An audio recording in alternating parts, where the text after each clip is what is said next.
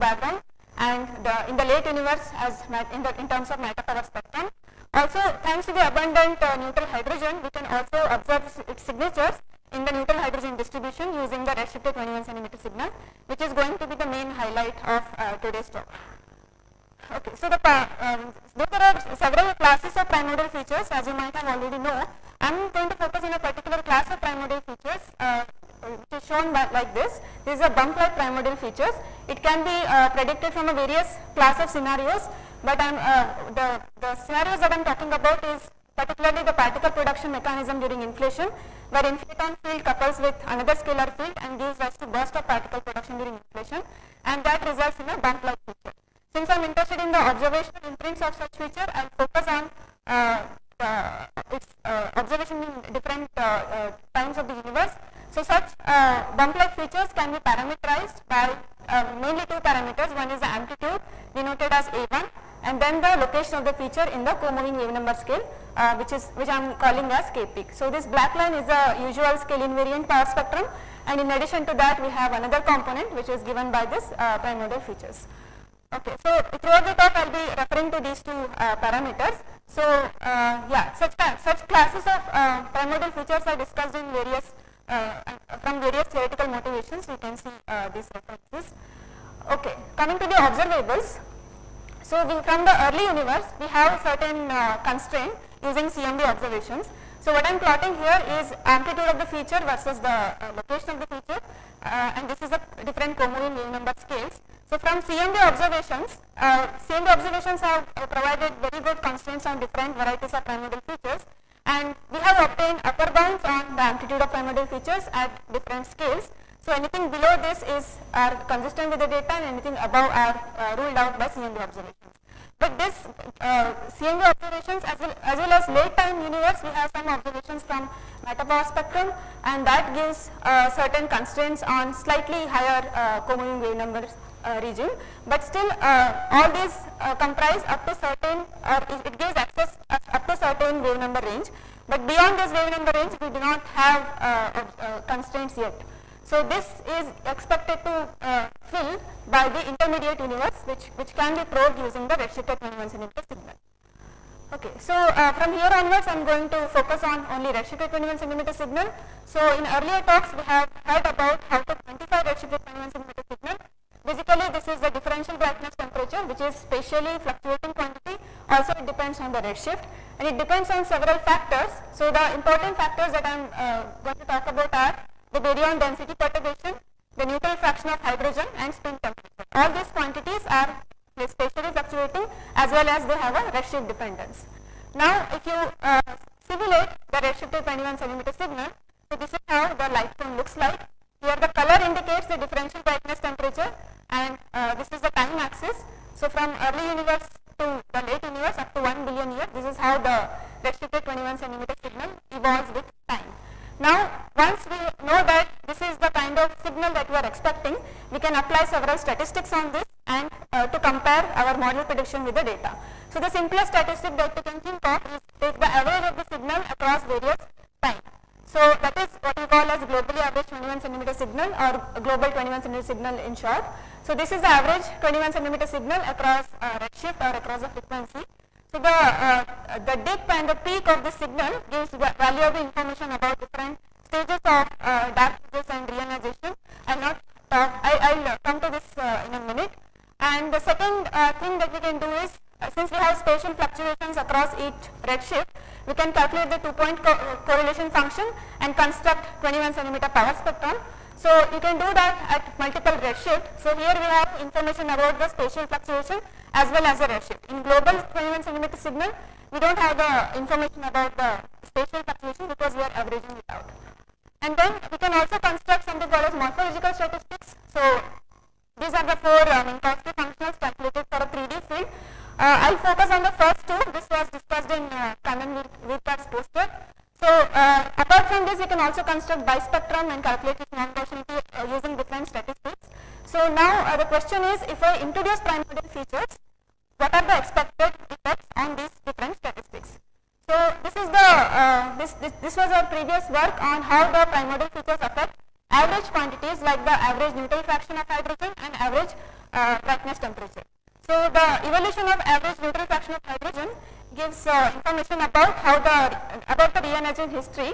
So 1 means completely neutral, 0 means completely ionized, and this is the global signal that I showed earlier. So you can see that from top to bottom, as we change the value of K peak, which is the peak location of the pyramidal features, you can see that there is a shift of the global signal. Also there is a change in depth of the signal, also the width of the signal. So one interesting thing to see here is that there is a particular scale above which, if you increase the amplitude, it is shifting towards the low redshift, and after that scale, if you increase the amplitude, it is shifting towards the high redshift. And there is a particular scale at which the effect almost vanishes. I'll come to the reason in a minute. So this scale, we are calling this scale as a turnover scale because you can see a turnover of behavior. Similarly, in case of ionization history also. So this can be explained with the help of halo mass function, because the halo mass function gives common number densities of halos in a particular mass range. This is the halo mass function shown for a particular redshift, and here there are multiple curves, and the color of the curve corresponds to the location, peak location. You can see that since the halo mass function affects the number density of the halos, because halo mass function depends on the power spectrum, so you can explain this behavior by the halo mass function. So at particular, for example, this 0.5 megaparsec, the contribution at the around this mass range becomes equal to fiducial model. That is why we don't see any effect in the global signal. Now we also know that there are a lot of uncertainties in the astrophysical parameters. So if we change this, here I am showing 3 important parameters: ionizing efficiency, virial temperature, and the X-ray luminosity. If we change these parameters also, we expect to see several variation in the global signal. Now the question is how to distinguish this effect from the effect of pyramidal features. Now we can quantify this signal using different ways, which we have shown in the paper. Here I am just showing one method. For example, you can take the 3 important temperature and frequency range and plot it and see with variation of each of the parameter how the trend looks like. And it turns out that the variation of T virial has the same trend as the variation of the bump-like features. So it shows that there is a degeneracy expected with the virial temperature of the halos. And since it affects the ionization history, using the optical depth reionization parameter, we can put certain constraints on the amplitude of the feature. These are the current available constraints. I will move to the next one, which is 21 centimeter power spectrum. So this is the fiducial model, how the power spectrum looks like. This is K and this is redshift. The color indicates the value of 21 centimeter power spectrum. Now if you introduce primordial feature at this particular scale 0.4 here, you can see that visually you can, with the help of color, you can see that there is some excess of powers. If you change the value of K peak, you can also see that there is a overall change in the power spectrum. So with analyzing power spectrum, you can definitely access more information about how the primordial features are affecting different scales and different redshift.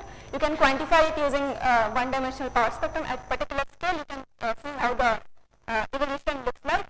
And then then we also worked on whether the future instruments can detect such primordial features or not.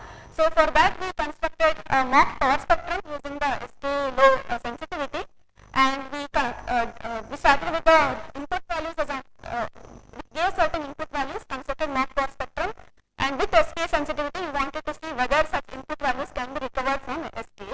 For that, we did an Bayesian MCMC analysis. So this was our previous result, 2023 results for certain SK-low configuration.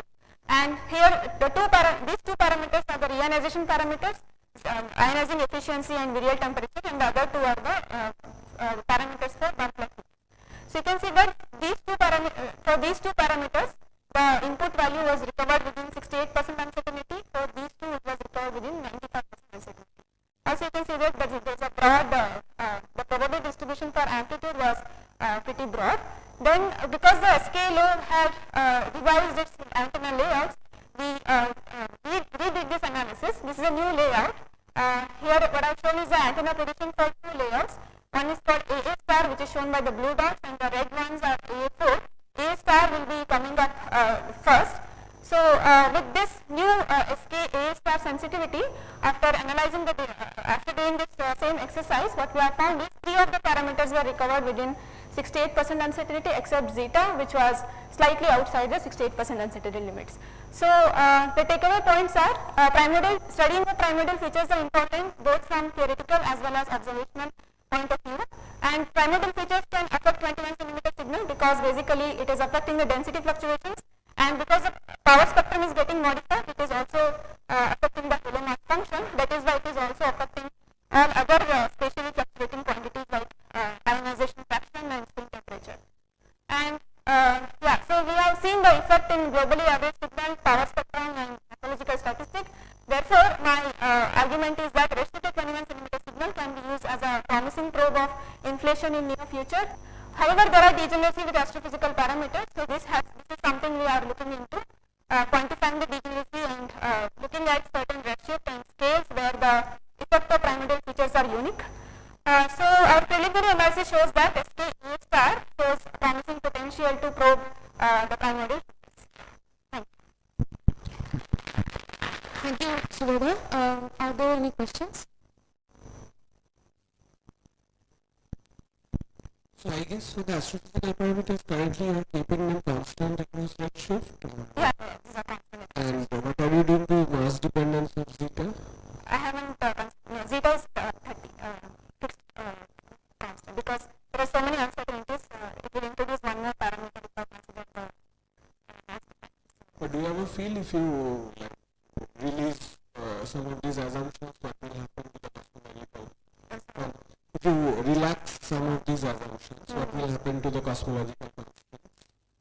I mean, the constraints on your the constraining is it will become even more worse. Like if I take more parameters, simultaneous constraining in addition to more parameters, I haven't particularly checked for AA star layer, but the earlier layer, the constraint was. Are there any other questions? Okay, then let's thank Subodha again. So the next talk is by Shabir Sheikh. He will be discussing about the growth of structure using cross correlation of CMB lensing and cosmic shear.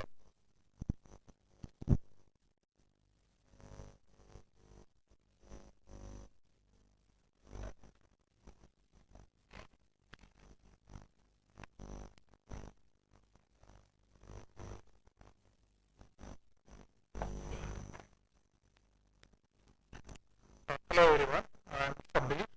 I will be talking about growth of structure using cross correlation of CMB lensing and cosmic shear. This work is done in collaboration with the people mentioned here under the joint efforts of ACT and DES collaboration. Most of the results are mentioned in this published article. So here is a brief outline of my talk. I will start with the introduction to weak gravitational lensing of CMB and galaxies. Then I will present our cross-correlation measurement between lensing of CMB as measured by Atacama Cosmology Telescope and lensing of galaxies called cosmic shear as measured by dark energy. I will present the inference results about amplitude of matter fluctuations using this measurement. And then I will go and discuss a bit of astrophysical systematics that one has to take into account while analyzing this kind of measurement. And then so all cosmological radiation is lensed to some degree by the intervening matter distribution between Earth and the source of radiation. Moreover, in a given direction, let's say for any low redshift probe, I'll say galaxies, the matter that is causing the lensing also contributes to the lensing of any other high redshift probe at a higher redshift, say CMB. This leads to correlated distortion between the images of galaxies and CMB in that case, and we can in principle measure this correlation. So here is a demonstration of the effect of CMB lensing. So this image, so the gravitational lensing leads to distortion of the hot and cold spots in the CMB map. These distortions are at the level of arc-minute scale as shown here in this difference image. However, these arc-minute scale fluctuations, they are not randomly distributed, and there is some correlation pattern, and that comes from the lensing potential that is causing the lensing. As you can see, there is this pattern in these fluctuations. gravitational lensing then can be modeled using this simple expression where we say that at the linear order, what we observe, the lens CMB, is just an unlensed CMB coming from slightly different direction deflected by gradient phi being the lensing potential. So the lensing potential is a line of sight, a weighted integral of the gravitational potential.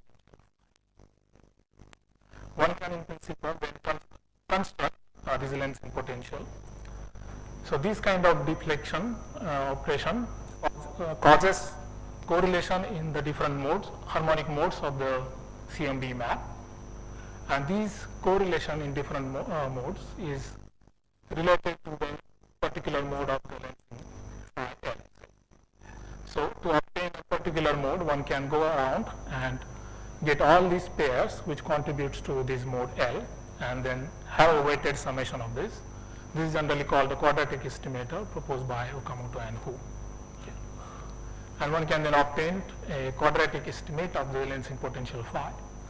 One generally discusses about the convergence chi, which is a Laplacian of this potential phi, and the convergence then can be thought of as line of sight weighted integration of matter over density delta. Here is a filter version of the map that we use in our analysis. This is obtained from AddData release 4. This map shows only signal dominated modes, where the white corresponds to more dense regions and the black is under dense regions. Various surveys have measured such kind of lensing potential over the last 1.5 decades, and the auto power spectrum has a lensing potential map is like a standard data set in most cosmological analysis. Both Planck and ACT and SPE have measured it up to sensitivity of 40 sigma. Along with the auto, one can also look into the cross correlation of the lensing potential with other large scale structure tracers. So this map, it shows you in the background the same map that I showed you earlier. Now overlaid on this are the contours corresponding to the intensity of cosmic infrared background map from Planck. So this gives you a visual inspection of the correlation between CIB emission and the underlying lensing potential. So these dense regions have overlap with high intensity regions, and the under dense region overlap with low density region. In our analysis, we use the cosmic shear to do the cross correlation, so to play the role of cosmic infrared background, for example. Lensing of galaxies leads to correlated distortion in the shape of galaxies, so as shown here by this cartoon. So one can model the observed shape of galaxy as a summation of the intrinsic shape and the contribution coming from the cosmic shear. For each individual galaxy, the contribution from cosmic shear is quite less. So if one averages over on the 1 Archimedes scale, then the RMS in the intrinsic shape is of the order of 2.5, whereas the shear is only 1%, which means that per galaxy we have a low SNR. Hence, the weak lensing surveys measure shape of many galaxies. The data set that I use, which is TES-3, for example, has around 5.6 galaxies per Archimedes square and spans the area of 4,000 square degree. The shear here is like a polarization quantity, spin 2 quantity, Q and U, whose E mode is then related to the convergence. So in that sense, shear is also a weighted integral of the matter on the line of sight. Okay. So why do the cross correlation? Cross correlation provides the advantage that any uncorrelated additive systematic between these two probes it does not affect your cross correlation. Moreover, the cross correlations probe slightly different redshift range than probed by the individual measurement. For example, this plot shows you the redshift and the lensing kernel for CMB, which is at redshift 1100. For CMB, it peaks around redshift 2. For a galaxy distribution, say, which is around redshift 1, the lensing weight is shown here by the curve. However, if one look at the cross correlation of these two, the cross correlation is sensitive to this redshift range shown by here, this blue curve, which is slightly different than the probe by the DES provides the galaxy source distributed in 4 photometric redshifts, and their corresponding lens kernel looks like this in reference to the CMB lens kernel. see that the auto spectrum is mostly probing the redshift range up to 1. So the map, the lensing map that I showed overlaps with these parts of the DES measurements, and we calculate the correlation between these two data sets. So these are our data points for the 4 redshift bins along with the best fit after marginalizing over several nuisance parameters. We measure it around SNR of 7.1. Once we have such a measurement, one thing that one can do is compare how this looks in comparison to the prediction based on CMB. We find the amplitude around 0.84, mostly consistent with 1. However, we do need to marginalize over several systematic parameters, and their effect is shown here in this plot. The left plot shows you how this observable changes as a function of S8 parameter, which is a combination of sigma 8 and omega, which is the best constraint combination by such observable. However, there can be a multiplicative shear bias in the shear measurement which doesn't get cancelled. That can also lead to the scaling of up and down of this measurement or the model. Also, the uncertainty in photometric redshift can also lead to scaling of the observable. Also, the galaxies, even in the absence of lensing, galaxy shapes, even in the absence of lensing, can be correlated. That's generally called intrinsic alignment, because of the gravitational interaction between galaxies. That can also lead to overall scaling. And so all these parameters sort of degenerate with the amplitude of the. Okay, so here are our constraints after marginalizing over this set of systematic parameters. Our constraints are shown in the blue. Overlaid on those are constraints of 2 different set of measurements. At least at the time of creating this, were the most discordant or independent to our observable. And as you can see, it's quite weak constraint, so one can always ask why bother about an analysis. So it helps to look at such a plot.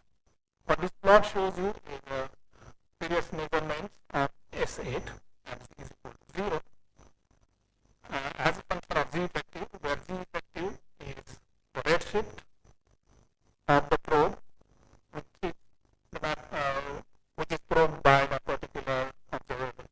So the cosmic shear is here. And you have the galaxy clustering, and this band shows you the expectation based on CMB observations and the Laplace medium. And there are various discrepancies. It is slightly older. There are 2 more points about from cosmic shear analysis, which overlap in this region. This is by no means complete. But what you can see is that different probes are sensitive to different redshift range, and they are also sensitive to different length scales. So when we look at different cross correlations, we are trying to fill in the pictures of this kind of picture and give us an idea of the growth of structure as a function of redshift. So next we are currently analyzing ActDR6 lensing map, which overlaps with most of the DES survey, and we expect to have at least a 2-fold increase in constraining power based on this. That constraining power is overlaid here in comparison to existing constraints. Okay, in a couple of minutes, I will talk about the systematic. So when one measures, one has the frequency map measure at a particular frequency channel, it can contain various extragalactic foregrounds, for example, the ST galaxy or the SZD. All of these things are coming from the regions which are highly dense. So if one is going to construct a lensing map from such a map through quadratic estimator, all of these foregrounds can pass through it, and these foregrounds and their signatures then can correlate with any other tracer of large scale structure. So these needs to be mitigated. If not mitigated, it can lead to the bias in the cross. So here is a demonstration of such a bias. So just in the present, just with the QE without any bias mitigation, based on observations, one can see that this is the effect of program, which leads to around 25% bias, for example, in these regions which are typically analyzed. After the bias hardening, this can be removed. However, that is dependent on the individual survey sensitivity and needs to be estimated for each combination of probes. Moreover, there is also the question of intrinsic alignment. If we allow the intrinsic alignment to take broad priors, then we see that there is a significant degradation in the constraint of asset, which means that we need these kind of things necessitate that we analyze such cross correlation along with the auto power spectra, which allows certain calibration of the intrinsic alignment effect. Yeah. So I will conclude here. Thank you. Thank you, Shabir. Are there any questions?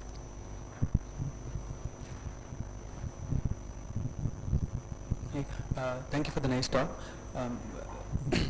Bit naive question, like if like did you also consider that like if the light is passing like lensing through one, it can lens through multiple systems, Yes, right? yeah.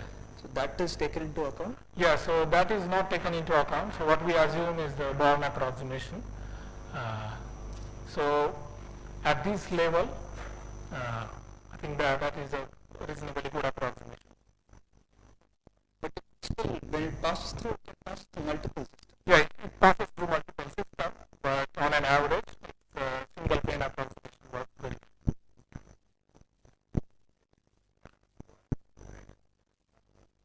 Yeah. So it's around 1. Right, that's fine. But you still consider multiple. That's the integral.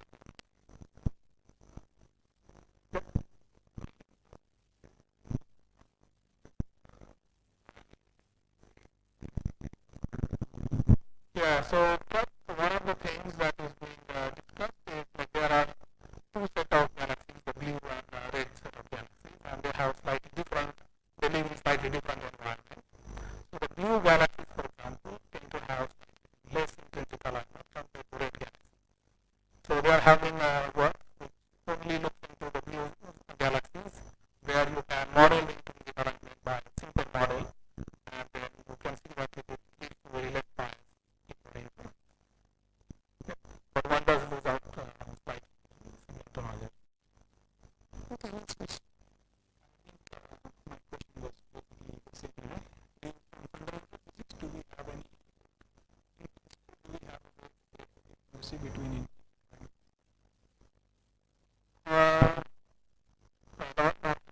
But there have been models which are becoming increasingly complicated, and what is seen is that when you have more complicated models of the intrinsic alignment, you don't have enough constraining power on those parameters, and then when you increase the number of parameters, you also have to worry about projection effects because these are not necessarily linear parameters. But that can be estimated from simulation. Some of these models are calibrated to like some parameters of the model are, or some aspect of the model are calibrated to simulations, but it is not assumed that okay, this is the reality. One does have to allow wide prior on.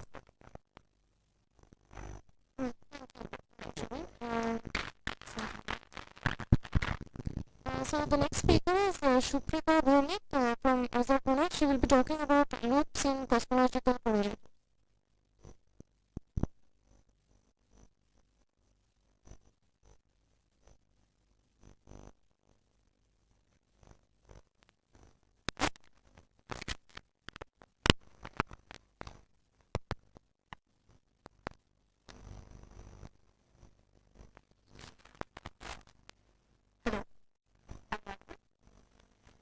Hi everyone, I am Suprita.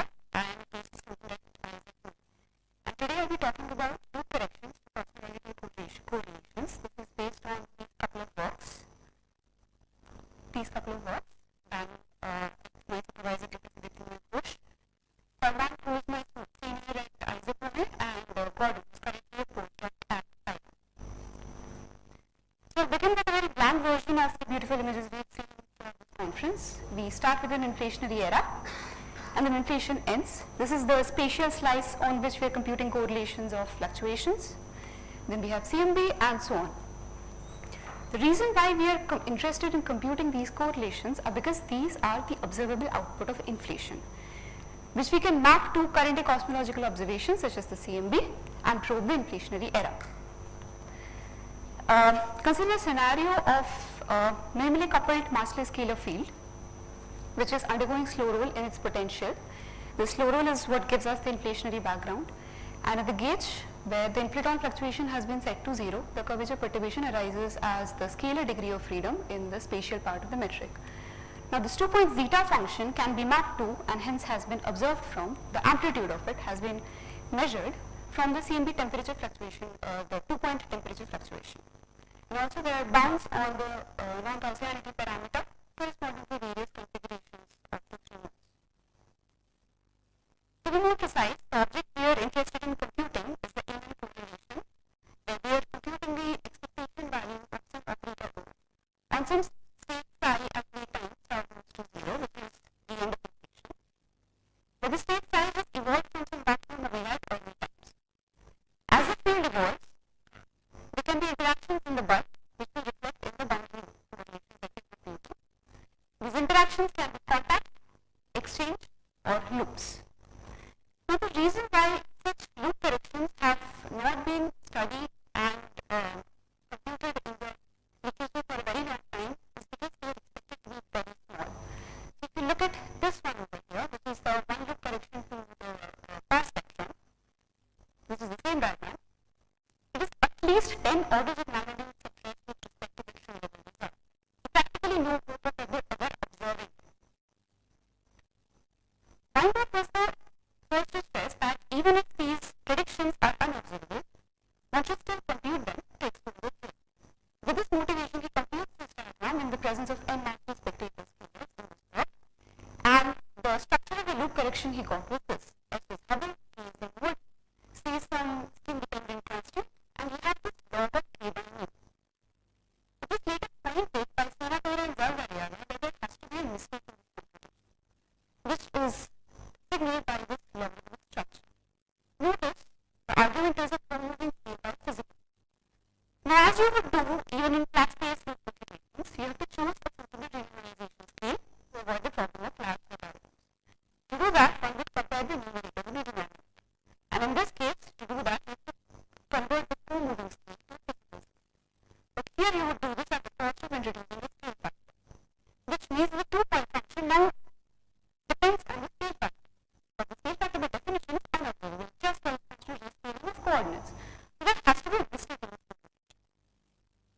The point is that implementation of dimensional regularization in this setup is factored because, unlike in flat space, there is non-trivial dimensional dependence of the roots in this setup. So if you compute this diagram with 3-dimensional roots, you would end up with this antiphysical logarithm, like Weinberg did. But if you account for these order delta contributions, you would actually cancel this antiphysical log, and you would get log of h by mu. Notice that this is a ratio to physical scales, and this makes sense. Motivated by this, we ask the question of what would happen for high point function.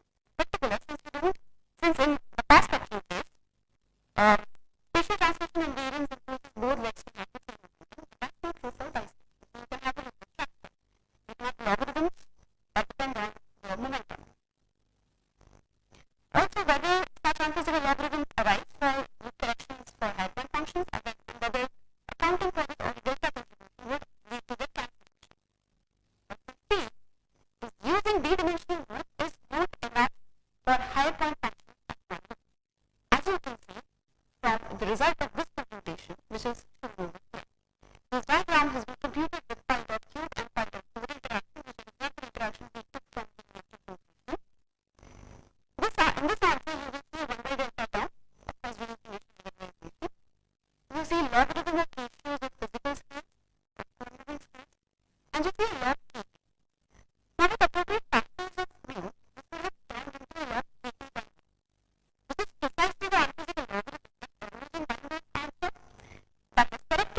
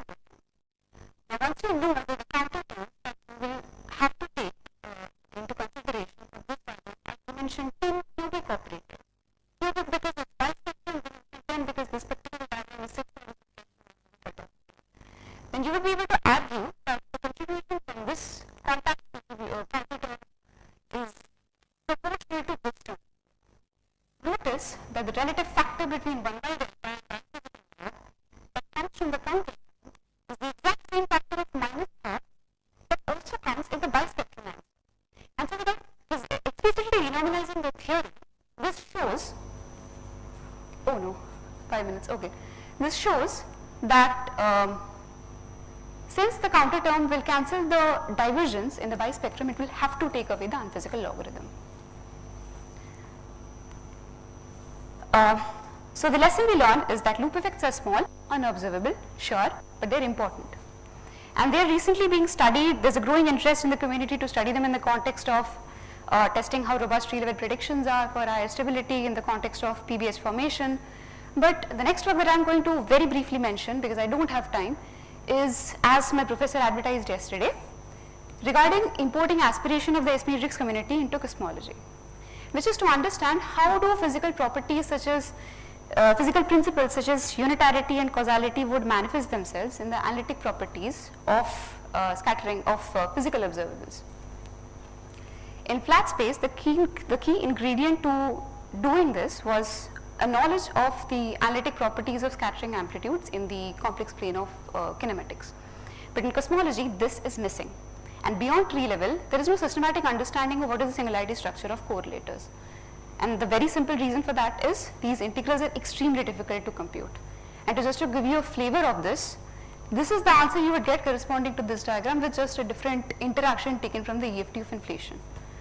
This is definitely not present on the eyes, but if you look past the ugliness, you would start to see the glimpses of the story I just told you. That for each piece that you see over here, you have 1 by delta term and an unphysical log, but the relative factor once again is minus half, and so these unphysical logs are once again cured once you renormalize. Anyway, thanks to people like Bauman, Pimentel, Nima and others, we know what is the singularity structure at tree level, but we do not know what happens at loop. So what we did was, we inspected the integral structure of correlators that allowed us to formulate diagrammatic rules that you can use to list out the singularities that an endpoint function at one loop will have without having to perform any computations.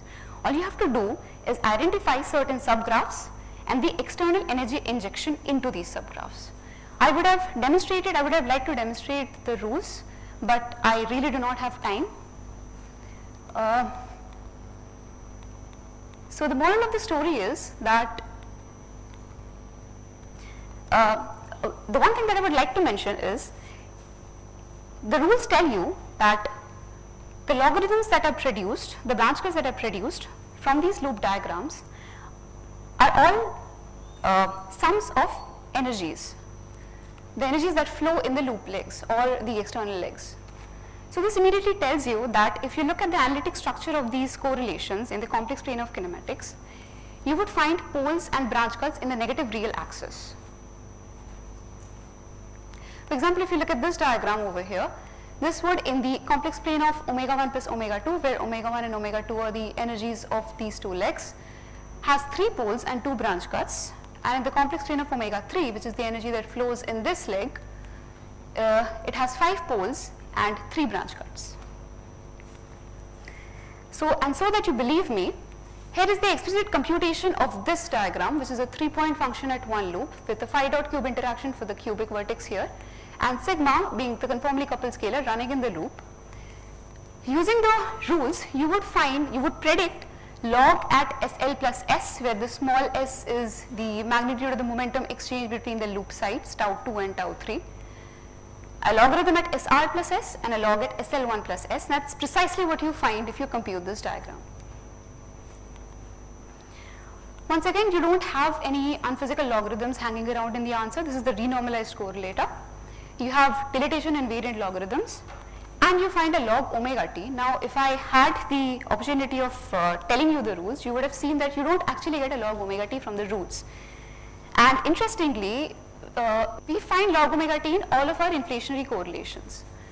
This is a feature of de Sitter, and it's interesting to mention because there's a theorem that goes by the name of cosmological KLN theorem that was proposed in this work that says that there cannot be a total energy branch point for a cosmological Ilin correlation.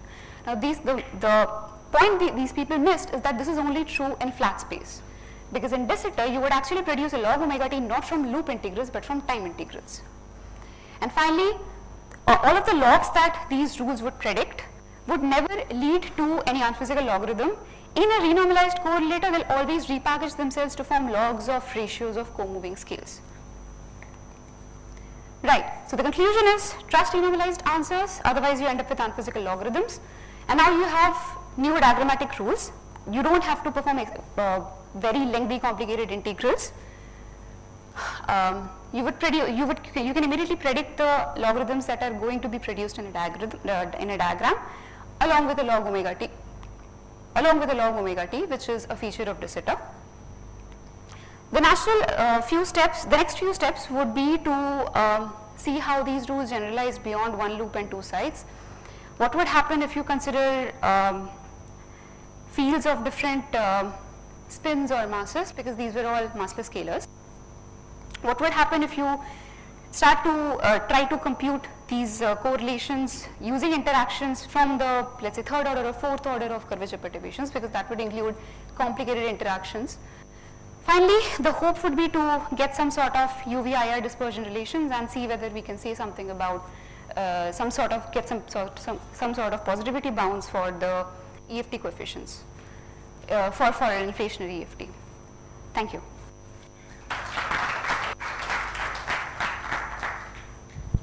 Thank you, Suprita. Are there any questions? I'm just curious, what is the amplitude of the one loop correction to the ratio of the one loop correction to the zeroth order bispectrum? One loop correction to the tree Zeroth level. order. Yeah, tree level 3-point function. Do you know this amplitude? I would like to know how large are the loop corrections? Right, so they would be suppressed by factors of Hubble by M Planck. If I'm not wrong, this would be somewhere around No, of they Hubble will be by of M the Planck. same order. What do you mean by same order? I mean, in terms of h by M Planck, I would expect them to be of the same order, and they will be suppressed by coupling parameters, I would imagine.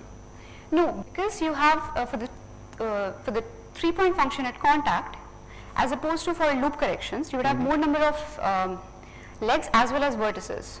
Okay. Now, as you introduce more legs and vertices, you would get suppressions of Hubble by M Planck. Okay, so maybe there are h by M Planck. Yes. Do you know how much? Plus there will be slow roll suppressions. Do you know their values? I Possibly. presume you are calculating, these are meant to be in slow roll. Yes. These So are do you know what is how much suppressed is it? possibly a factor of Hubble by M Planck cube, but I'll get back to you with the exact factor. But I can tell you that these will be suppressed with by these factors of Hubble by M Planck. Okay. Have you looked at what happens when there are departures from slow roll? No. This is strictly in the slow roll scenario. Okay, Yeah. thank you. All right, we can have another question. Is there anyone else? Okay. All right, thank you, Suprita. So the next speaker is Debabrata Chandra. He will be talking about role of next generation cosmological surveys in identifying primordial features.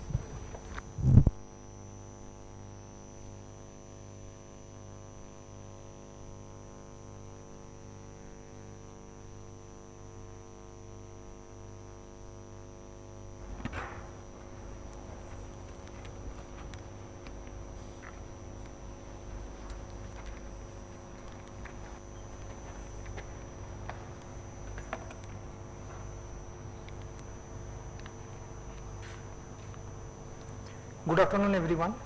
I am Debabrata Chandra. I am a postdoctoral student at IMSC. Today I will be talking on the role of next generation cosmological surveys in identifying primordial features. So before going into the details, let me first define what is primordial features. So primordial features are nothing but the scale dependent correction we get on top of the standard power spectrum, and that mathematically appears as shown in the slide. And depending upon the inflationary scenario or the physical model, the shape of the functional form of the features differs. So as we all know that to date the best possible explanation that gives that we have for the origin of the primordial power spectrum, that comes from the inflationary paradigm. So and the which give rises to the CMB and large scale structures. And the base, the easiest solution or easiest model of inflation that is known as the single field Sorrell model, that predicts that primordial power spectrum should be of the scale invariant, and they exhibit power law kind of structure, and that is excellently consistent with the CMB and large scale structure observations.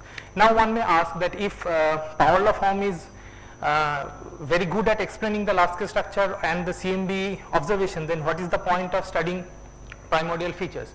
So in that matter we have several motivations.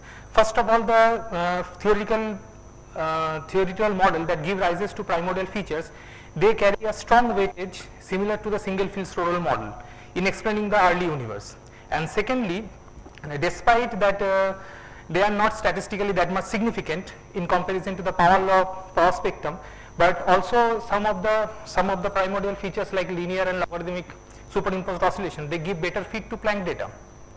And furthermore, in the latest work of Hajra et al., they have shown that some of the primordial features has the capacity to solve some of the cosmological anomalies and tensions.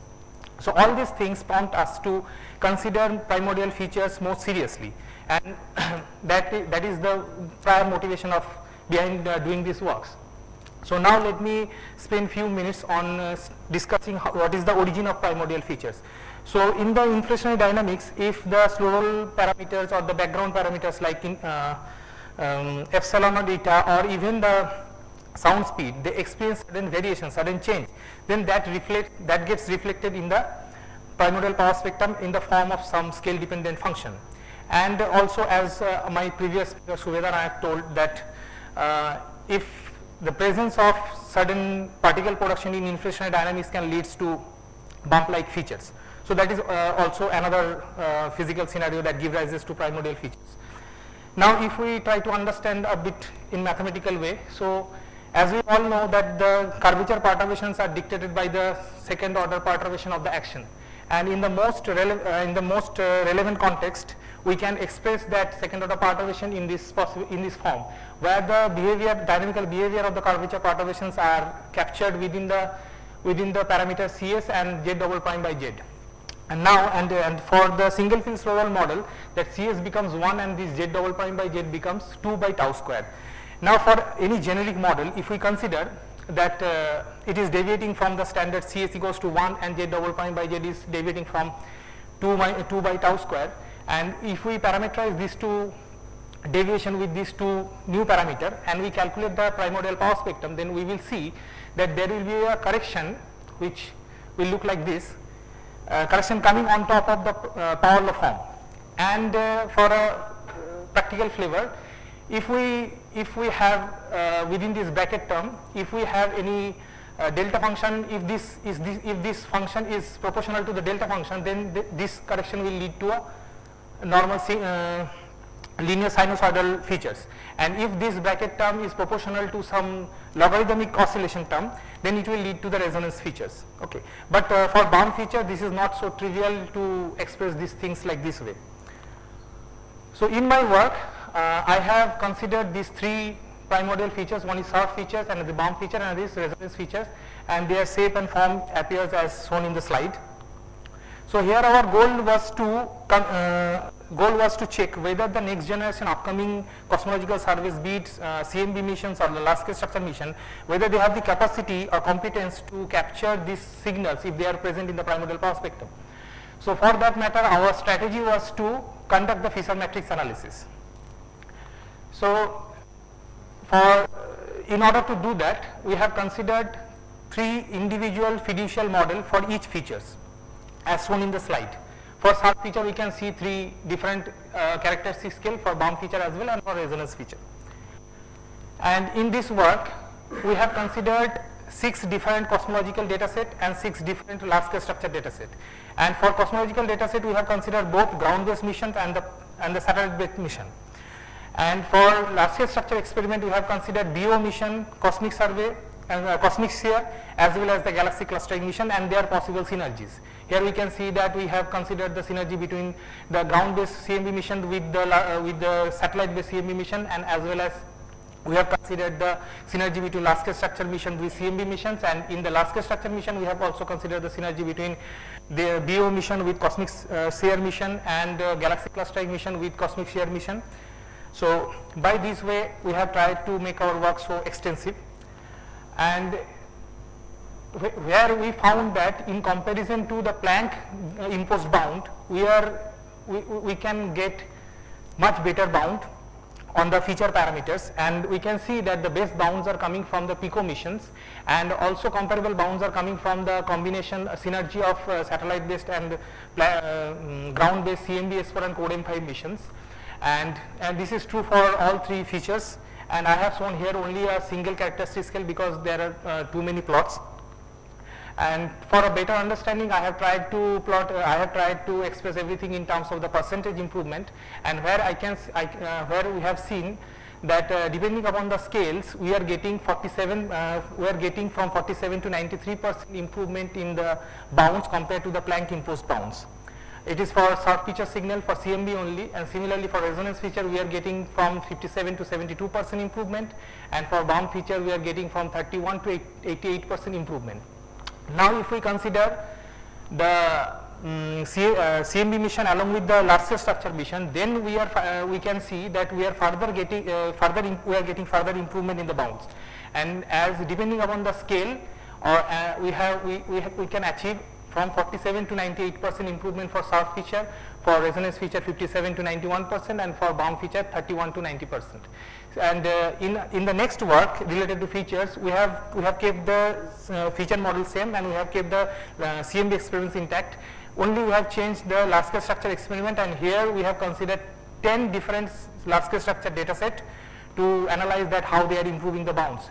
And here we can see that depending upon the LSS experiments, we are achieving from 56 to 80% improvement in the bounds compared to the Planck imposed bound for scale 0.03, and for scale 0.04 and 0.1 we are getting 47 to 90% and 90 to 99% improvement.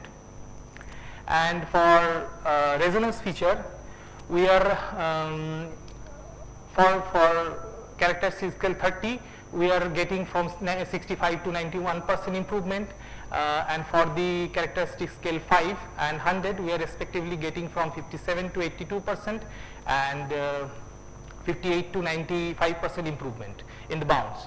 And for bound feature, similarly we are getting that for 0.1 value of the megaparsec inverse characteristic scale, we are getting the bound, we are getting the improvements about 65 to 91% compared to the Planck imposed constraint, and for the scales 0.05 and 0.02 we are respectively getting improvement of the order of 29 to 68% and 51 to 86%.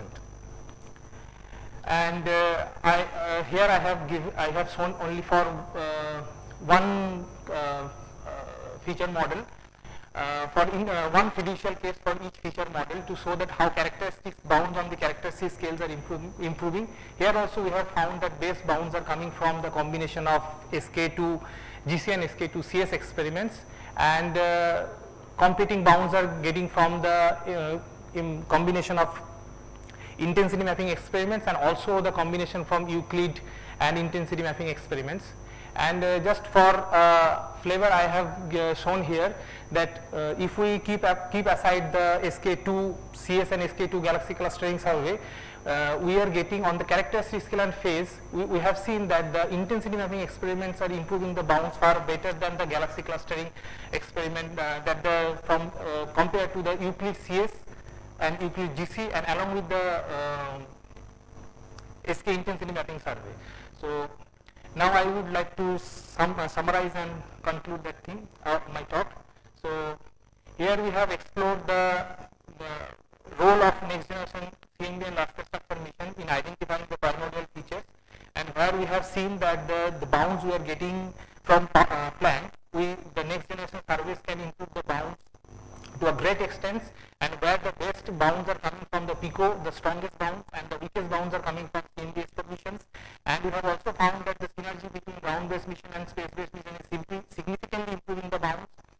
And when we are considering the large scale structure experiment along with the CMB missions, it is further improving the bounds, and the strongest bounds are coming from either Euclid GC or the combination of Euclid GC and CS mission depending upon the scale and the feature model, and the best bounds we have achieved from the SK2 synergy of SK2 CS and SK2 GC mission.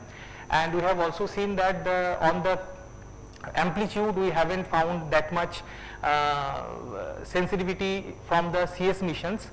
Okay, however, in the scale and phase factor, we have seen that they are sensitive to cosmic SAR experiments. And another thing we have also studied, that whether depending upon the fiducial value of the amplitude, whether the bounds are changing, we have seen that it is immune to the variation with the amplitude value. So we can take these values consistent for other fiducial value of the amplitude. And also we have seen that if we are changing the scale and phase factor, then the constant are changing along with the variation of the scale and value of the fiducial value of the scale and phase factor. So thank you for the. Thank you, Devabrata. Are there any questions?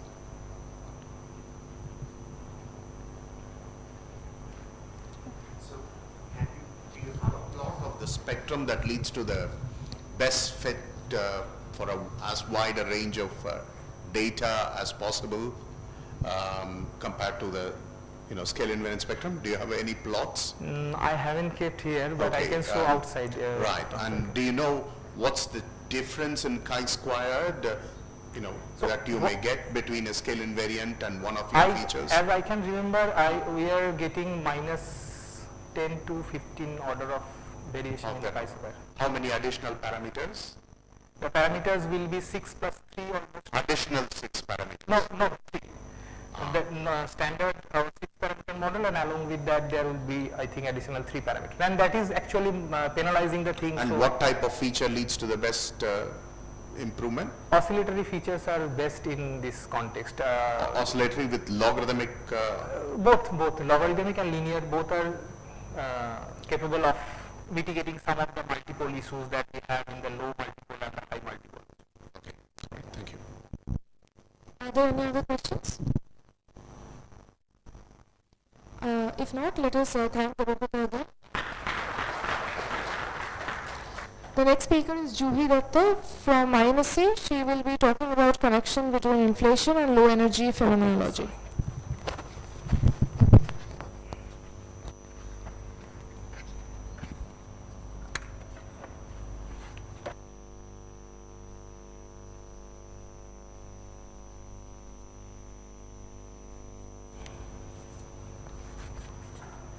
It's on.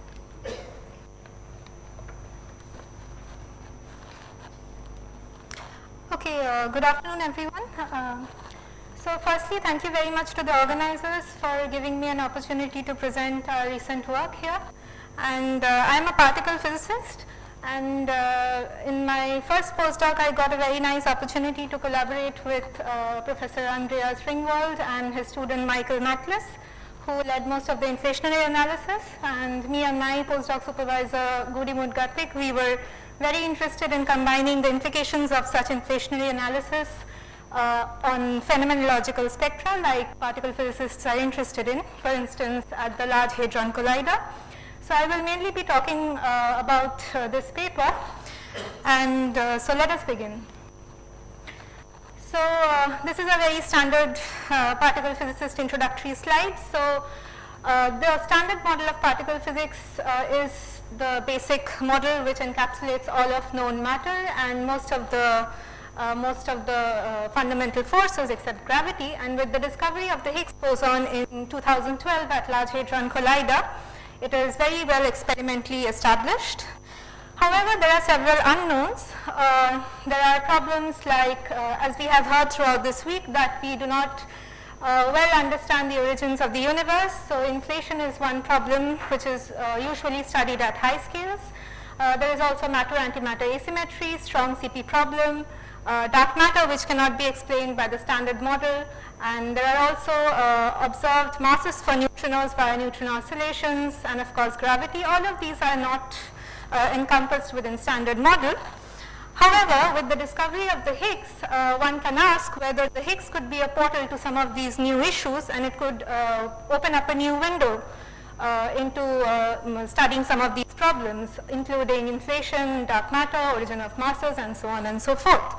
And people have looked at this previously, so the most economical option in this case would be a standard model Higgs, which can be an inflaton, and it can couple to, and via non-minimal coupling to the Ricci scalar, it could play the role of an inflaton. But there are several problems. The issue is that a very large value of the coupling would be required to fit the CMB amplitude, and this poses a unitarity problem. However, this could be alleviated by having extra degrees of freedom, which can lead to hidden scalar inflation or Higgs hidden scalar inflation models, and these are some of the references which have pointed out these kind of models before. And in recent years also there have been many efforts, there are also many continuing efforts to find appropriate BSM models which can reproduce inflation and also try to connect to low energy phenomenology. This particular model, new DFSC for instance, it's based on the DFSC axion model including neutrinos. This one tries to look into the phenomenological implications, but it does not take into account inflationary conditions. The model that I will discuss is inspired from this, but we will try to combine both ends of the spectrum and see what we can observe. This is another model, SMASH, which stands for Standard Model Axion Seesaw Higgs Portal, which was also proposed by Andreas Ringwald et al., so this particular reference. And they also try to look at several issues together in one particular model and reproduce several problems along with inflationary constraints. And while we were doing this work, another model we found was Vishnu, which is also similar to the DFSC framework but with a slightly different potential. So these models are very actively now being studied, and hopefully we can have more such works which help bridge the gap between particles and astroparticle and astrophysics and cosmology. So coming to the model I have worked on, it's basically the 2 Higgs doublet version of SMASH. So 2 Higgs doublet model, axion, seesaw, and Higgs inflation. And in this case, we want to address 5 different problems of nature, first being the neutrino masses, inflation, baryogenesis, axion dark matter, and via the strong CP problem. So this is one attempt to address some of these issues. And in this case, we consider a U1 Pechequin symmetric type 2 Higgs doublet model and add to it 3 right-handed neutrinos and a complex scalar singlet. So this is the scalar potential where these phi 1, phi 2 are the 2 Higgs doublets. The NRs that you see here are the right-handed neutrinos, and the S is the complex singlet scalar, and these are the required Pechequin charge. And since this is a multi-Higgs model, of course, and this is a multi-scalar model, there are quite a few parameters. And so these are the parameters that we have in question. However, the ones in red are the ones which are over and above what normally is in a 2 Higgs doublet model. For us, the most interesting ones will be these ones here, where lambda 1s, lambda 2s, these are basically these 2 terms which connect phi 1, dagger phi 1 to S star S. So it connects the singlet scalar to the one of the Higgs doublets. So these are known as portal terms. This will be interesting for us. Lambda 1 to S here is the U1 breaking term. This will also be relevant as we will see later on. Lambda S is the singlet self-coupling. Vs is the WEV, singlet WEV that is obtained by this real part of the singlet scalar. And the rest here, the alpha 1, alpha 2, alpha 3. So this model will have 3 CP even Higgses. As you see here, H1, H2, H3, I call it S here. So one of these has to be this 125 GeV standard model like Higgs, and the rest can be of various masses provided they are satisfying all constraints from theory as well as experiments. Okay. And this is a pseudoscalar, and this is the axion candidate, which can be the dark matter and a pair of charged Higgses. And these are some of the constraints which I will not go into. The main key point is that from constraints from supernova, there are constraints on the axion decay constants which are quite large, and also from accounting for the relic abundance of axion dark matter, one has a constraint on the singlet WEV which is quite large. So there is a very large hierarchy between V electroweak, which is 246 GeV, and this Vs, which is 10 to the power 10 GeV. This we will see impacts the structure of the mass spectra. And there are other important constraints from the boundedness from below of the scalar potential. And in this case, the inflation is realized via these three non-minimal couplings, sigma s, sigma 1, sigma 2. And I will briefly scan because I don't have too much time. But in this case, the interesting directions will be the hidden scalar direction along the singlet field and the mixed directions with the singlet mixing with the Higgs 1, Higgs 2 and mixed Higgs direction. So these effective singlet directions, single field directions will be the inflationary directions. And here we will see that, we see from the work that for realizing the inflation there are very stringent constraints on the effective couplings lambda tilde of the singlet direction, which is pushed to be around 10 to the power minus 10 to fit the CMB amplitude. And in turn they will set constraints on the portal couplings that we saw before of lambda 1s and 2s. And there are further constraints occurring on the different couplings because we want to ensure that the constraints are stable up to the theory is stable up to the Planck scale. So we have to ensure that all of these conditions, all of the couplings run up to the Planck scale. And this is a summary table of the different inflationary directions that I mentioned. And here we have chosen to work in using a naturalness philosophy where the non-minimal couplings are always small, they are radiatively generated. And I would encourage you to see Michael's thesis, which has done this in more detail with all the theoretical computations, which I have not pointed out here. And this is the final result in the NSR plane, where this red line denotes the predictions of this model, and it seems to be compatible with the constraints from Planck and Bicep. And as I was mentioning, one also has to take into account stability to ensure successful inflation. One has to ensure that the running of the couplings are stable, and this also introduces some upper limits on these kind of couplings that we were talking about.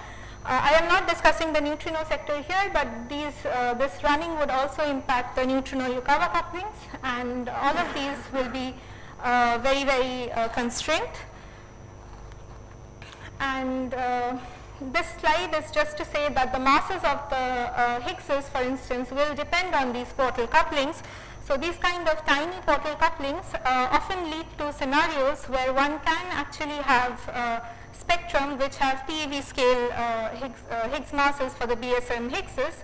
So here, for instance, I would like to point out that for this lambda 1 2s, the U1 breaking coupling, when it's of the order of normally V over Vs whole square, so typically very tiny 10 to the power minus 16, we find that one can attain TeV scale spectra for the heavy Higgses. Why is this interesting? Because the current experiment of the Large Hadron Collider has a reach of around, say, 1.5 TeV for detecting such Higgses. So if these kind of benchmarks carry the imprint of inflation, and if one devises new strategies to look for these Higgses at the colliders, one can indirectly measure the impact of inflationary scenarios on low energy phenomenology. And at this point, these kind of dependencies on lambda 1 on the portal couplings were also pointed out by Espriu et al. In the new DFSE paper, as I mentioned, but they did not really combine it with inflation. So it's indeed nice to see that inflation actually also in turn motivates one to look for such low couplings which will provide TeV level spectra. And this is again just to point out that we can have a wide range of such Higgs masses ranging from, say, 500 GeV. Of course, this part will slowly get ruled out from current data to around 2 TeV or so, and the entire spectrum is fixed by the three parameters of the singlet def, this U1 breaking coupling and tan theta. And there are a host of future colliders which we are interested in, and currently the LHC is already running, and high luminosity LHC is a higher upgrade of this. And there are a host of other future colliders which are proposed. So if there are imprints which one can detect at colliders, it's actually very interesting, and one can follow up on these problems. So this is the summary of my talk. I will just leave you with this and a final message that it's a nice thing to construct a bridge between such high scale and low scale physics and detect such scenarios by the experimental probes that we have at hand. And this could be an alternate channels compared to all the CMB observations that I've heard over the week, and this could be a very interesting collaboration between cosmologists and particle physicists to learn more about our nature. So thank you. Thank you, Juhi. Are there questions?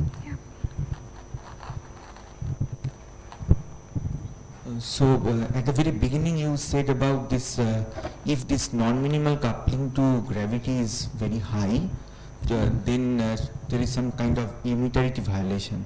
Yes. So how But that large? is for standard model only. If the standard model Higgs is the inflaton, then the unitarity, then the perturbativity will break down. Perturbative unitarity of the theory will break down at a scale lower than that. I think it's something like zeta by m Planck, or m Planck by zeta scale. So, something like so my question is, what is the value for that Xi coupling, that non-minimal coupling? So as far as I know, from LHC constraint, it can be as large as 10 to the power 15. So Okay, as far as I remember, it's 10 to the power 4. Let me see. Yeah, I think, yeah, this paper actually talks about it. So this is around 10 to the power 4, that's zeta, in the minimal standard model scenario. okay, Yeah. I can talk about later. I can about share it, yeah. Okay, thanks. So is I equal to 0 consistent with the data at all, CMB data at all? So xi is not 0. Xi There is, was one curve which had xi equal to 0 in the plot there. this one? Yeah. No, I think these are just contours, so this is the xi value that we are operating in. So it's not 0, it's small, but it's not 0, yeah.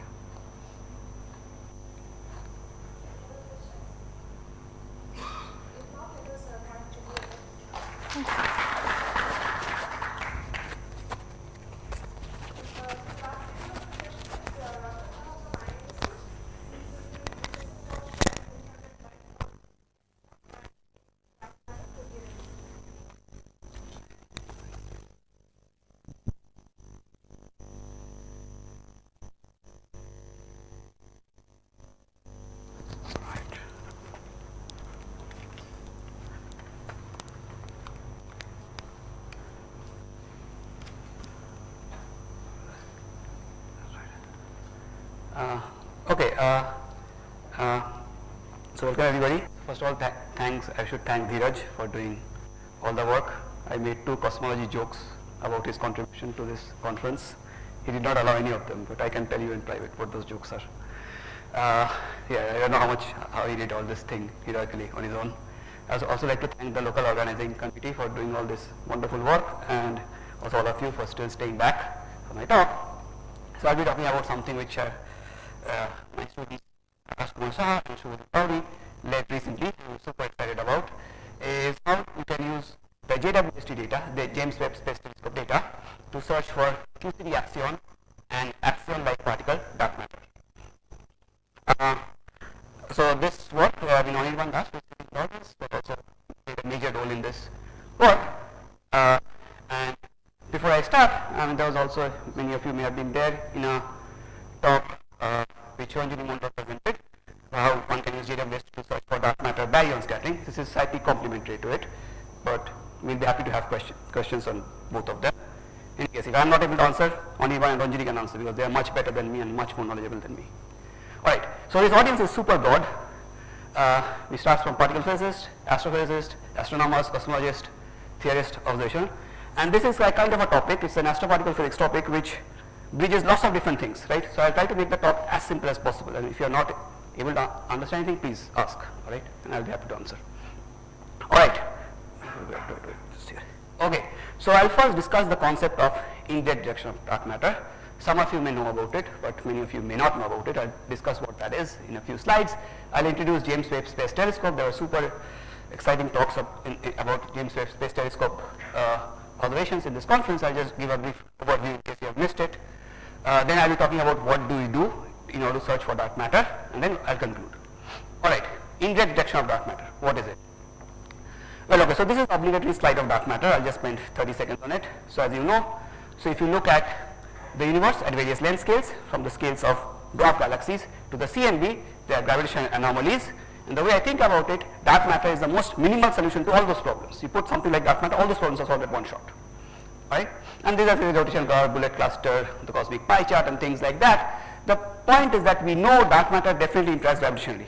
We do not know if dark matter has interactions, has any other kind of interactions. Does it interact under any other force? And that is what we are trying to go for. That's what I'm trying to go for in this work.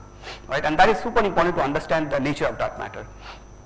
So although we have actually discovered dark matter for probably 100 years, if you think of Zwicky, even more than that, a very nice review of history of dark matter by Dan Hooper and Gianfranco Bertoni, but still, instead of doing this awesome work, we have made some progress. Just by using gravity, we have made some progress that anything which will be dark matter can have this mass range, starting from 10 power minus 22 eV to about a few solar masses. Right? And in this conference, we have had talks of all this context. Right? So the lightest range, Bihag and Gaurav gave some awesome talks.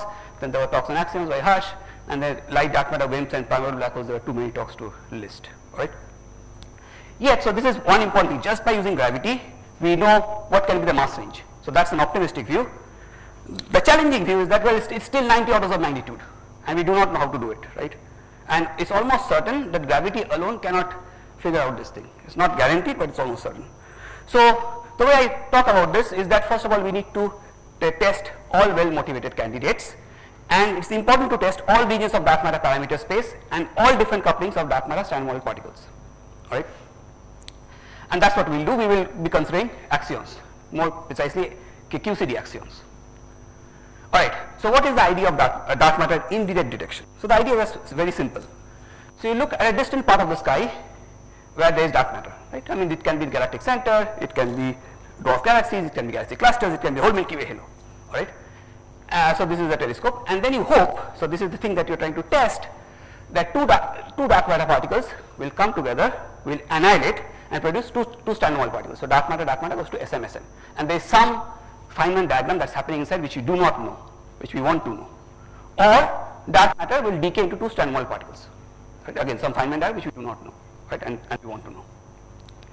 And this is actually done to search for dark matter annihilation and decay into all kinds of stable standard model particles. Right? Note that you can also have three dark matter particles interacting and producing it, but I'm talking of the simplest possible scenario. Right? So what are the stable standard model particles? Well, there is gamma rays for photons in general, neutrinos, positrons, electrons, protons, antiprotons, and things like that. Also sometimes nuclei. And our hope is that at some point there is this cartoon, we will make it with real data. The cartoon will consist of, in the x-axis, energy of stable messengers. The y-axis should be the event rate. The astrophysical background will be like this, which should be falling, and dark matter will give you a peak. Dark matter has to give a peak because dark matter is non-relativistic. So when it either decays or annihilates to standard model particles, you generally have this cutoff at this mass energy. Right? So we can use these spectral features, and people have used all kinds of targets like the Sun, Milky Way, galaxy clusters, cosmic microwave background, using all flavors. Right? And there, for example, Santanu has worked on with real data to do this search. All right.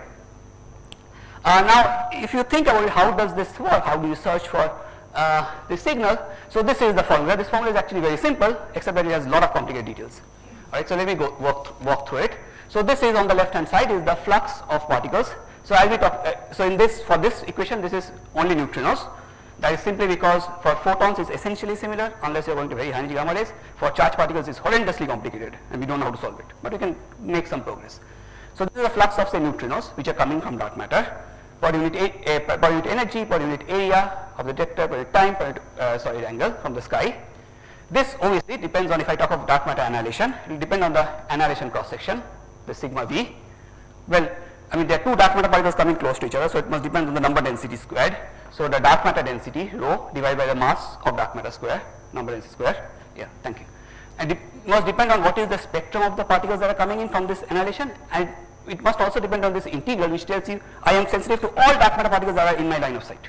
Everything that is in my line of sight, right? This is for dark matter annihilation, for two particle dark matter annihilation. This is for dark matter decay. It's the same thing, except that there is a lifetime of dark matter here. Right? And it's not rho square, it's rho by mdm, because there is one particle decay. Note that this first part is particle physics. How is dark matter interacting with small particles? Particle physics. And the second part, how is dark matter distributed in the universe? That's astrophysics / cosmology. So this is where the thing is. All right. And the kind of and the detector that will be used is James Webb Space Telescope. Again, there were lots of excellent talks. So just to orient other people, if they were not there, so in this electromagnetic spectrum, there is Hubble, and then James Webb Space Telescope is an infrared telescope which covers this wavelength band. For particle physics, I'll come to that. What is this? It's basically EV scale, 0.1 EV to 5 EV scale. Right? For an astronomer, it's 600 nanometers to 28,500 nanometers. And then there was Spitzer. Right? So it's in the IR range. Right? It was flown for doing various things, early galaxies, exoplanets, and things like that. What we were trying to do is, can we actually do dark matter with it? So there are 4 different instruments on board JWST. There's NIRSpec, which is near infrared spectrograph. So that means you see the spectrum. For particle physics, that means you are measuring the spectrum. You can measure the lines. All right. There's near infrared camera. Again, for a particle physics, this is just taking the picture. You just take camera of all photons. You don't know the wavelength very well. All right. You have a band of wavelength, right? Whereas in spectra, you see the individual wavelength very precisely. MIRI, which will not use, will be using mid-infrared instrument, and that's NIRIS. Right. And the important thing, again, in case you are not very used to JWST thinking, the reason why it's so sensitive is because its mirror is huge. All right. So this is the Spitzer mirror size, Hubble mirror size, Webb mirror size. All right. And if you think of particle physics, it's basically the number of photons that the sensitivity will depend on how many photons you detect, which obviously depends on the mirror size. Right. If you think of particle physics, cross sections and things like that. That's why this is so sensitive. Right. And there have been wonderful talks by various people in this meeting. All right. So as you guessed, what I said earlier, if you think about it, I said dark matter will give a very sharp cutoff. So we need a very sharp resolution. So imaging will not be very useful, right? If I take a broad wavelength range, it will not be very useful. It will still be useful, but it may not give you leading limits. That's what we wanted to do when we started the work. But spectroscopy, which gives you fine details of the photon spectrum that is entering the detector, will be useful, and that's what we'll use. We'll use the spectroscopy. Right? So this is an example of the flux on the y-axis and the wavelength on the x-axis, and this is what you can get from this website. Right? So we use the spectroscopy because we are actually searching for a dark matter line, as I'll say very soon. So just to give some numbers, so NIRSpec has a wavelength range of 0.6 to 5.3 micrometers. Again, for a particle physics, what does it mean? It means 0.037 electron volts to 0.33 electron volts. Right? It has a field of view 3.4 cross 3.6 arc minute. It has a fantastic energy resolution. Energy resolution, but anyways, the wavelength resolution between 1000 and 2700. And the easiest dark matter search, you can do lots of complicated dark matter searches. The easiest dark matter search that you can do is to say that, well, the number of photons from dark matter should not overwhelm the number of photons JWST has detected. That's it. Full stop. That's the bare minimum we can ever do. All right? And that's what we have done, and you see that we can actually get world leading limits on that. So the JWST till now doesn't have a dedicated dark matter search program. So what we did is I will show you how we used other data to pull this thing out, and then we'll try to say this. All right. So this is the main idea, right? So this is the cartoon drawn by my student, Akash. So this is the Earth, right? JWST is flying in the L2 point. This is the dark matter halo. Whenever JWST is looking at a distant object, that means an extragalactic object, is looking through the Milky Way halo, through the Milky Way dark matter halo. You cannot remove it unless you explicitly remove it, right? So that's guaranteed. So what is happening is if there is dark matter in the Milky Way halo decays to 2 photons, it will show up in the signal, right? So in other words, if you look at a distant object, this will be the wavelength flux, some cartoon picture, and dark matter will show up as a line. Right? Remember, dark matter is non-relativistic. So if it decays to 2 photons, the wavelength will be this. For a dark matter mass of electron volt, it will be 2.49 micrometers. Right? So this is again, it's a sort of a mixed thing because again there's a wide range of audience here, so you can pick how this works. Right? For dark matter, for particle physics, it's very easy. Lambda is just half of it. Right? For astronomers, it's 2.5 micrometers. All right. So the point is to search for unidentified lines in the JWST spectrum. Turns out, but remember, the signal is for us is a foreground, and we have to use data where the foreground has not been removed. Right? For example, when JWST looks at point sources, they do remove the foreground by doing something called NOT and dither. Right? We will not use that. So we'll be using technically what is called the extended sources and things like that. All right. All right. So this is an example of what we are trying to do. Let's take a dark matter particle of mass 0.7 electron volt. and its coupling into photons is given by these units, 2 times 10 to the minus 11 GeV inverse, some units, it doesn't matter. So it will decay to a line, so wavelength on the x-axis, flux on the y-axis. This will be the thing. If I look at this direction, this is some quasar, this direction, right? And this is the continuum spectra in that direction. It will just look like a blazing signal, right? This data point is not yet ruled out by any other experiment till now, right? So this is basically how we started. And these are the various, in the map of the sky, these are the various astrophysical objects that JWST discovered that we could get from MAST. Right? So you can see importantly all of them, so this is in the galactic coordinates, all of them are away from the galactic center. So dark matter profile uncertainty does not play a role here. Alright? And although we have 267 sight lines, about 20 of them are important because they give the strongest bounds. Right? Now 1 minute of particle physics. Okay, so I've been talking of dark matter decaying to 2 photons. You can ask, does any good particle physics model gives? So this is already introduced a bit by Juhi. So probably one of the most well motivated dark matter models is the QCD axion dark matter. So why is the QCD axion important? So well, if you're a particle physicist, this Lagrangian may look very simple. If you're an astronomer, this simply states that if you have a neutron is composed of quarks, right? So it has a UDD, right? But it has a vanishing dipole moment. So that means the quarks are on top of each other. Why? Or the quarks are very symmetric, right? Why? Again, this I'm just saying this in a very simple way, but you can do this whole map, take this Lagrangian and you can calculate this, right, in a Feynman diagram manner. So why are the charges either on top of each other or why are they so aligned to each other? This is something, this is a question, that means this parameter theta, which is the free parameter, must be exceedingly small, and this is something we don't like. We cannot have an extremely small parameter. There are deep particle physics reasons for it, right? We have never seen parameters which are such small. They should be of order 1. They cannot be deterministic, for example. There must be a reason. So there are many solutions to this, what we call the strong CP problem. CP means charge and parity. Let's ignore that, what that is, but anyways, it's an important problem. One of the problems is basically you add an axion, the potential looks like this, and then this whole thing will be, the potential you have to make this to be 0, so then this whole thing will go to 0. That's what it is, in a one sentence equation, right? And you can show that these axions can be dark matter, right? Note that this is coupling to gluons, this G mu, G mu, these are gluons, so this has a specific mass, this has a specific mass range, which talks to, which is connected to the pion mass, alright? So you can basically talk about the mass of the QCD axion as like this, alright? You can, so this Fa is a free parameter, you can keep on changing it, it will give you some range, right? Typically very light. And if you have this Lagrangian, as I said, axions, in addition to coupling to gluons here, will also couple to photons, or almost all axions to it, unless you really fine-tune parameters, you can have this Feynman diagram, right? Again, if you don't know anything about particles, you don't have to worry about it. It just says, what does this say? This says A is coupled to 2 photons. So forget this triangle, A can decay to 2 photons, that's it. Alright? Besides this motivation of QCD axion, you can also have just axion-like particles. This is something that is predicted in many string theory models or grand unified theory models, right? Where you just have this coupling. This entire story that I said earlier about coupling to gluons is not there, alright? This is predicted. So this is sort of an extremely well-motivated scenario to search, and there have been many papers which explicitly shows that QCD axions on ALPs, axion-like particles, that means they only have this coupling, can make up the entire or a substantial portion of dark matter density. One of the recent papers is by David Cincinnati. Alright, so this is the global picture of the axion space. The x-axis is the mass of axion. This, note that this is not complete, it goes to lower masses, and this is the coupling Ga gamma gamma, right? Anything that you see colored is ruled out, right? And this yellow, these are some theoretical models. This K is PZ and DFSZ, named by people who actually first proposed it, right? So these are some, this is a theoretical band, which is well motivated, and all of these regions are ruled out by various experiments. I can tell you all of them, but let's do it later. Alright, so let's do some very simple thing.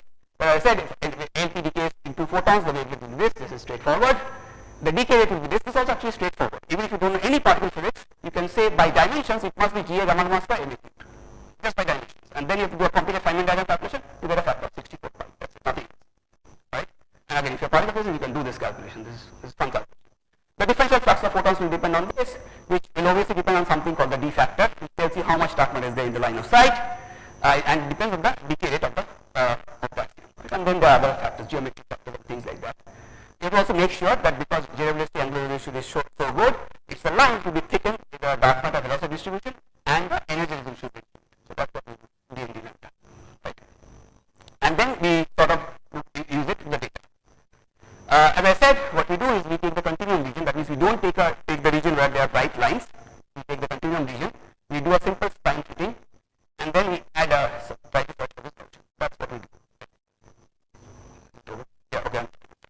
Right. And then we just say just like this. So what does this plot tell you? This plot tells you by looking at this sight line that matter cannot get into the axion with mass 0.7 eV and this one.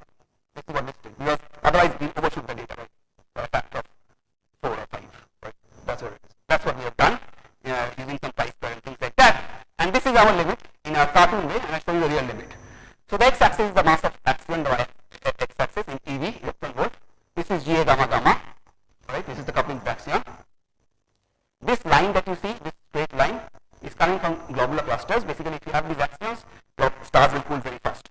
So anything above is ruled out. Of this line is ruled out from globular cluster age region. This is coming from a telescope called spectrograph called Wien-Red, which looked at 2 dwarf galaxies. They did not find it, so they ruled out anything here. Yeah, just before our work, there was this picture by Janish and Pinetti where they used the GN-Z11 observations of by JWST to rule out this region. Just anything in this region is ruled. Right? This is the DFSZ that I said initially, some well-motivated things. And as I said, axions do come from various string theory and grand unified theory models, and they claim that it can be in entire parameter space. This yellow region that you see, E by N, these are some particle phase parameters. Right? I can talk about it, right? Our results is this. Anything within this thing is ruled out. So you can see there is at least here in the entire range we have some completely new limits, which is not done by any of the experiments. So this is the real thing. JWST data is dirty. Not dirty. It's very there are lots of spikes and things like that. So depending on which diffraction rating you take, G395, G235, G140, these are the limits. And then the older one is Wien-Red and globular cluster and JWST. And again, this thing is something that is motivated from, as I said, from string theory and grand unified theories. So I just went through it. So this is there in this paper. A day before we put out our paper, there was another similar result by Elena Pinetti. Her results are a bit stronger than what we have, and we are in discussion with her to see where do we have the differences. As I said, there was an earlier paper by Janish and Pinetti, and there was a projection by Sandeep Roy. And then there was some theory things trying to do. Right? So the bottom line is we are able to prove a new mass range for ALP dark matter between 0.47 eV and 0.78 eV, and between 0.47 eV and about 2 eV, we have the whole leading limit. I mean, we and the Pinettis put together. Alright, and so I'll conclude. I hope I have convinced you, JWST, not just me, others have convinced you probably better than me, that JWST has opened up a new infrared view of our universe. Given the leading sensitivity, we wanted to do a dark matter search, and using the simplest possible scenario that the flux of dark matter photons should not exceed observations, give us leading limit of axion-like particles or QCD axions decaying to dark matter in this mass range from 0.47 eV to 2.55 electron volts. And this is able to probe some models from string theory and grand unified theory, and we hope that with more data, we will either be able to discover the QCD axion dark matter or rule out other ranges of parameter space.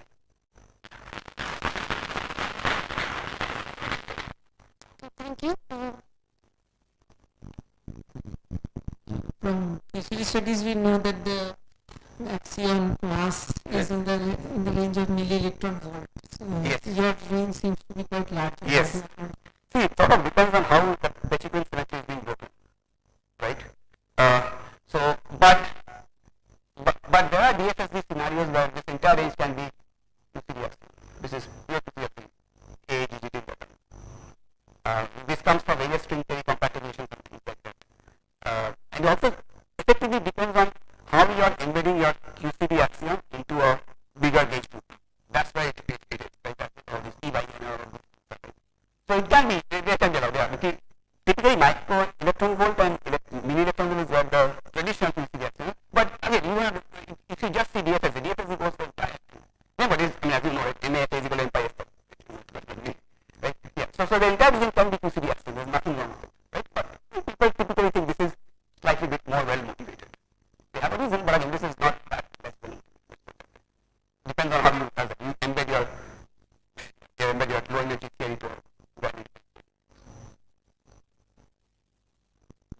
how far can JWS to rule out the parameter space in future?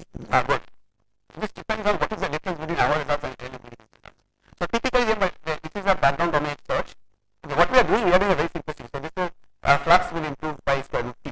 So this is J gamma gamma will improve t2 by 1/4. But so I was talking to Yogesh and Rashi. We are hoping to use Galaxy Spectre to remove thing and do even better. Hopefully it will be better. I don't know. Just by doing this, T2 by how 1/4. far can you go in future with just the Yeah, T2 by 1/4. If you just take our code and keep on running it, don't do make any changes, it will keep your in the GA gamma gamma. The GA gamma in it, T2 by 1/4. There's a flux in square root 2 and then there's the square. GA gamma square. So T2. To get the limits, you have the J factor along some lines, Yes. right? Yes. So if that J factor increases a factor of 10, does the limit become better or worse? That's a great question. So suppose we have JWS already here. That will be great, except that there will be dust extinction. I mean, this NFW, right? We are so far away, it's just as one. We have tried this. This is the closest one. You can see 30, and this is probably 50. It doesn't matter.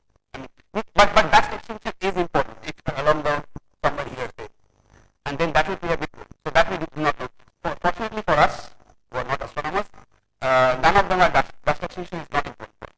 But if you look at the galactic center, I think JWST has data points for that center. Dust extinction will be important. So it's a difficult question to answer. It depends on how much dust is there along that line of sight. But the effective that's what we have. It does not matter. I mean, it depends. I mean, then it's just so straightforward. It does not really matter. I mean, remember, it's NFW square. NFW. Oh, one more thing. Remember, this is not NFW square. This is just NFW. We are using dark matter decay. So the dependence is even less. It's effectively the mass column. That's what you're doing in a broad.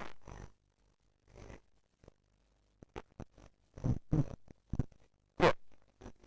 Oh yeah, that's a sure. That's the question. Sorry, that was totally.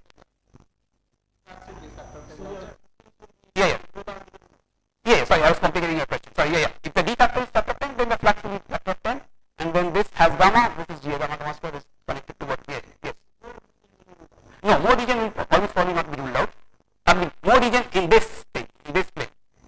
In this, we can go down. I think this we have exhausted. I think this is yes. This is T2 1/4 as Shobhit was. Yes. So I'm just trying to understand why no one has done something like this before. Is it just that JWST has the best spectral resolution at infrared wavelengths compared to other ground based and space based, or is it just the very high redshift, or is it just that no one has thought about it? Okay, so the history is before us, Janish and Pinner, when we were discussing Janish and Pinner paper came up, and why others have not done it, so I think Anirban and my students worked on using Spitzer to do this, except that you can get this limit, except that it will be ruled out by globular clusters. Globular clusters are super strong, you cannot change it, it's just energy loss becomes nothing more. As far as Anirban can confirm, but I think it's ruled out, Spitzer is ruled out. Also Spitzer is heavier, higher wavelengths, so lower masses, so that has the yes, good. So ground base is this Weinrad. Weinrad was a special spectrograph made in University of Tokyo where they are putting it in various telescopes, and they used two dwarf galaxies and get this thing. So yeah, so people have tried this. The Spitzer thing I know. We also tried AstroSat. That was also not. No, AstroSat has a UVS. So that was also again you can do it. It's not, but we were not, at least the one that I remember, we were not able to put new regions of parameters. That's what we were going for. But again, as I said, we are not the first one.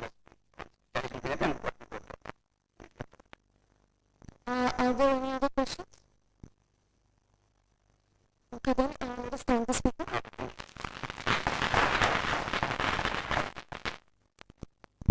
Before going to the coffee break, let me just say the four things. Otherwise, you can tell everyone privately. I'll not take more than 7 minutes. Yeah, you can.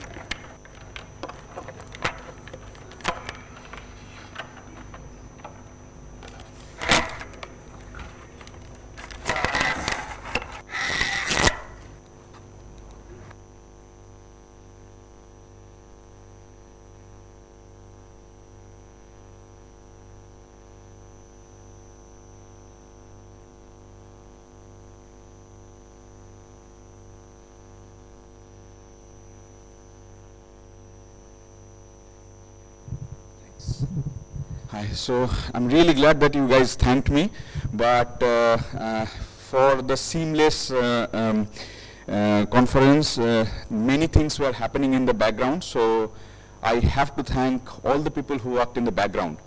So first of all, the funding, that's the most important issue. Anyway, I have prepared few slides, but none of them are according to any order. So yeah, the order does not mean anything.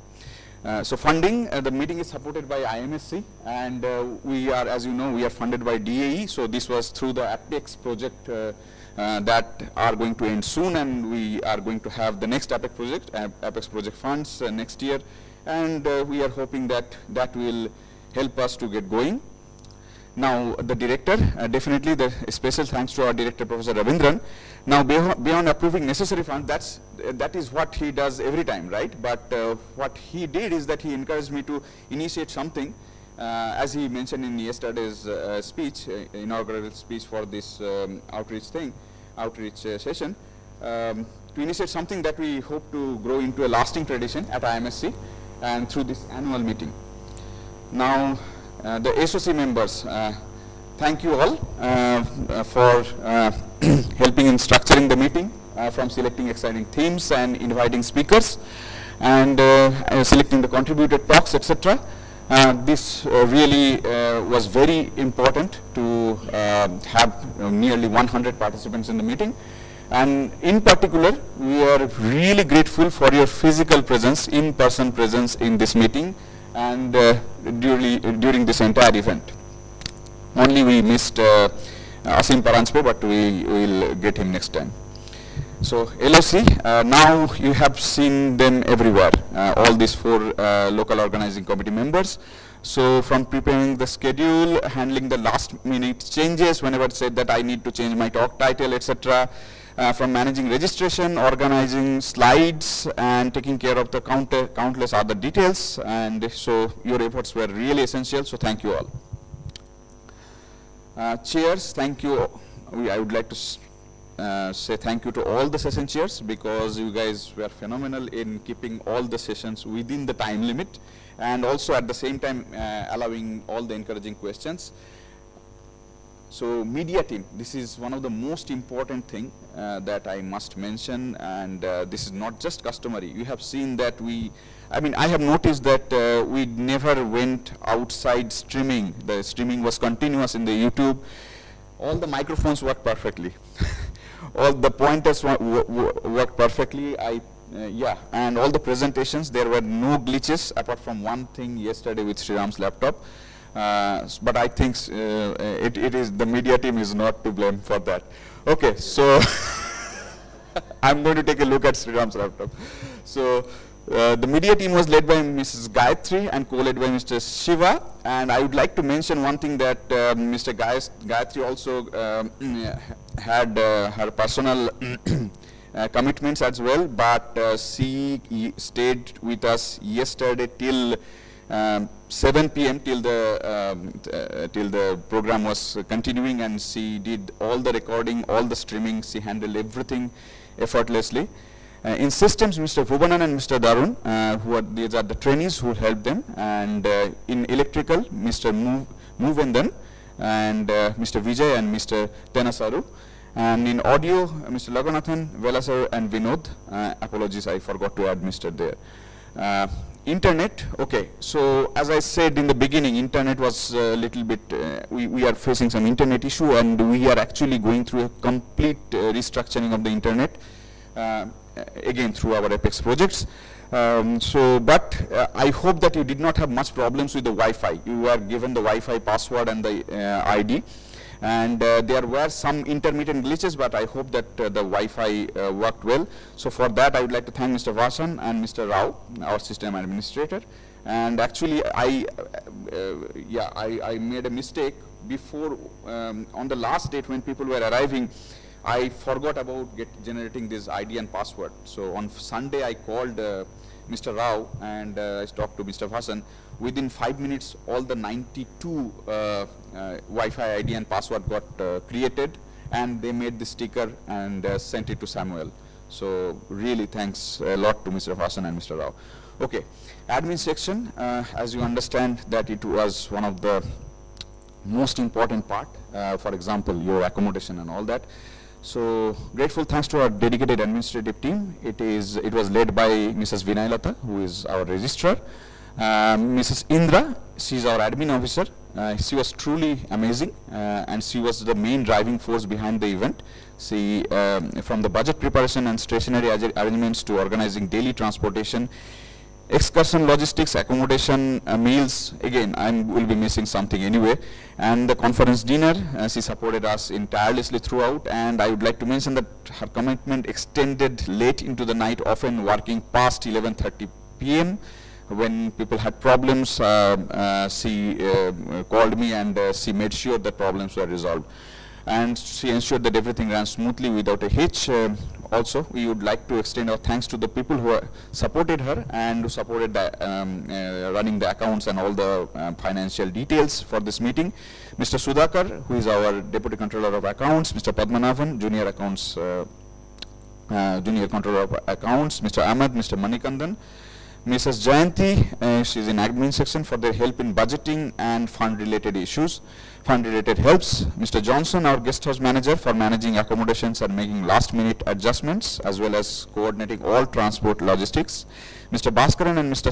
Shankaran for efficiently handling several stationary arrangements. Mr. Sundar and the technical assistants, Mr. Sundar Balachandra and Mr. Shaktivel for civil-related supports. Catering, I guess you guys like the food, so thanks to the team led by Mr. Krishna Balaji, and thanks to all the people at IMSC in canteen, in particular Mr. Rajkumar, to help with everybody's everyday meals, snacks, tea, coffee, and and I hope that that was really good enough to keep our energies flowing for the all 5-day event. Now, few details about the numbers that for this meeting. We received over 220 registrations. The SOC knows this, and this reflects the strength and the enthusiasm of our cosmology community in India. The total expected participation was 100 invited participants and the contributor talks that the SOC had selected. Finally, people, you know that cancellations happen at all the time due to different constraints from different speakers. So there were cancellations. Finally, the number came to a little over 90, about 92 I would say. We accommodated 81 talks and 4 posters during this conference, which is a really great number, I would say. Unfortunately, due to limitations in space, time and other resources, we are unable to accommodate everyone. Nevertheless, this overwhelming interest inspires us to continue organizing this meeting as an annual event. So we'll be back. And thank you all the participants. Your presentations and active engagements made the meeting meaningful. And so that's it, and we hope to see you again next year. Thank you very much.